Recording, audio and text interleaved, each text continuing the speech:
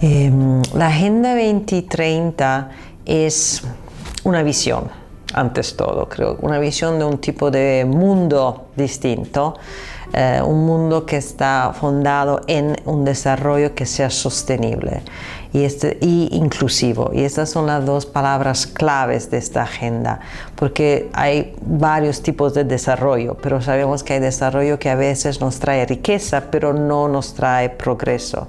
Y sobre todo no trae progreso para todos de manera equitable. Y esta es una otra palabra clave de esta agenda.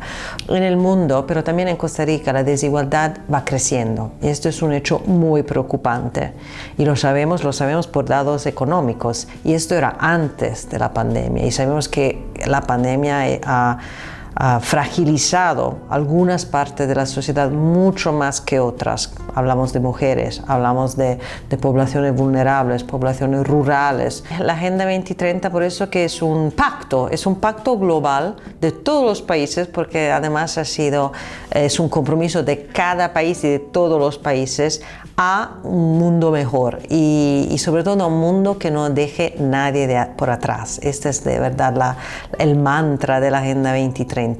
Pero ¿cómo lograrlo? Y por eso que es muy importante, siempre recordamos que la Agenda 2030 está hecha por 17 objetivos y cada objetivo tiene indicadores muy claros. Por eso que la Agenda 2030 también nos ofrece una hoja de ruta. No es solo algunos deseos o sueños, pero son metas muy concretas que están medidas. Cada país tuvo su punto de partida y ahora puede medir cómo lo vamos a lograr. Y Naciones Unidas está aquí en Costa Rica, pero en todos los países para acompañar justamente esta hoja de ruta de los distintos países. La educación es clave, ni siquiera se puede decir importante porque es clave y además es muy importante cuando se habla de educación de siempre recordar que es un derecho. La educación es un derecho y cuando se habla de educación el término es asegurar el acceso a la educación, es decir, que todos puedan participar, acceder a una escuela, etcétera, etcétera. El otro tema es la calidad de la educación, porque a veces sí se puede ir a la escuela, pero la calidad de la educación no está. Y el otro es también asegurarnos que no hay ningún tipo de discriminación dentro del entorno educativo. Por eso que claramente la educación tiene no solo que ser un derecho, pero la educación inclusiva y de calidad es lo que necesitamos lograr en todo el mundo y también, pero en Costa Rica, porque sí la pandemia por COVID nos dejó claro que la educación no es inclusiva en este momento y que hay muchos desafíos y una gran diferencias entre el acceso y la calidad de la educación en este país. Los docentes tienen un rol fundamental en asegurar la educación inclusiva. Los docentes son la imagen de la educación por muchos niños y niñas. Yo como madre sé la importancia de los docentes porque son la experiencia de la escuela para muchos niños y niñas. El tipo de experiencia que estos niños van a tener dentro de la escuela le dejará también una impresión, pero también determinará muchísimo su futuro. Y yo creo que los docentes tienen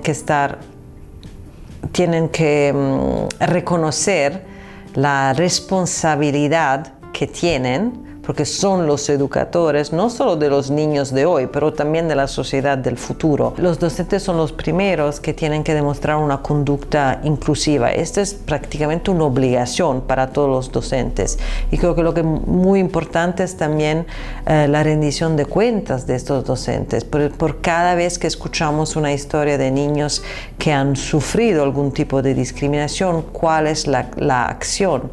Y dentro de una escuela, dentro de un ministerio, porque sabemos al haber hablado con muchos niños que las escuelas no siempre son inclusivas y hay muchas experiencias de discriminación, de bullying, que además esto va creciendo en el mundo, pero también en Costa Rica. Yo creo que la escuela es un lugar fundamental donde se tienen que también transmitir nociones, ¿no? Hablamos de valores, pero también hablamos de nociones. Y claro, todo tendría que estar basado en los derechos humanos.